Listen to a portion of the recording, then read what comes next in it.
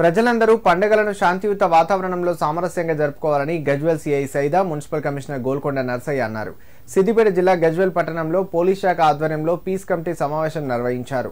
ఈ సందర్భంగా వారు మాట్లాడుతూ గజ్వేల్ పట్టణంలో గత కొన్ని రోజుల క్రితం చిన్న సమస్య వల్ల ఇరు వర్గాల మధ్య గొడవలు జరిగాయని, ఇలాంటి గొడవలు పునరావృతం కాకుండా ఇరు వర్గాల మత పెద్దలు పోలీసులకు సహకరించాలని కోరారు.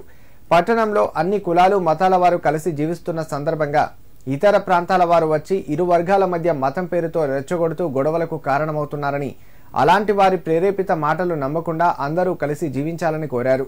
రంజాన్ ఉపవాస దీక్షల సందర్భంగా మసీద్ల వద్ద మున్సిపల్ శాఖ ఆధ్వర్యంలో శానిటేషన్తో పాటు త్రాగునీరు, విద్యుత్ సౌకర్యాలు కల్పించాలని ఈ సందర్భంగా అధికారులను ముస్లిం పెద్దలు కోరారు. ఈ కార్యక్రమంలో ట్రాఫిక్ సిఐ మురళి, మత పెద్దలు పాల్గొన్నారు. హిందూ సోదరులు అదేవిధంగా ముస్లిం సోదరులతో పీస్ కమిటీ కార్యక్రమాన్ని ఇక్కడ సిఐ గారు, ట్రాఫిక్ సిఐ గారు,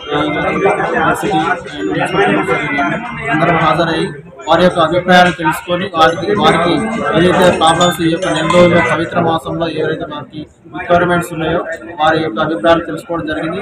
ఈ సందర్భంగా వారు కరెంటు అందుబాటులో ఉండాలని, అదేవిధంగా ట్రాఫిక్ సమస్యలు కూడా మేము సహకరిస్తామని, అదేవిధంగా మున్సిపాలిటీ కూడా సహకరించి తడి చెత్తలు పొడి చెత్తలు కూడా వేరు చేసి ఇవ్వడానికి కూడా వాళ్ళు చెప్పారు. అదేవిధంగా మా తరఫున కూడా మేము మున్సిపాలిటీ తరఫున ఈ యొక్క రంజాన్ మాసంలో మేము ఆ యొక్క ముస్లిం సోదరులకు మసీదుల వద్ద కానీ, అదేవిధంగా ఈద్గా వద్ద కూడా మాకు కావాల్సిన ఏర్పాట్లు, శానిటేషన్ సంబంధించిన ఏర్పాట్లు కూడా మేము చేయడానికి కూడా మేము హామీ ఇవ్వడం జరిగింది.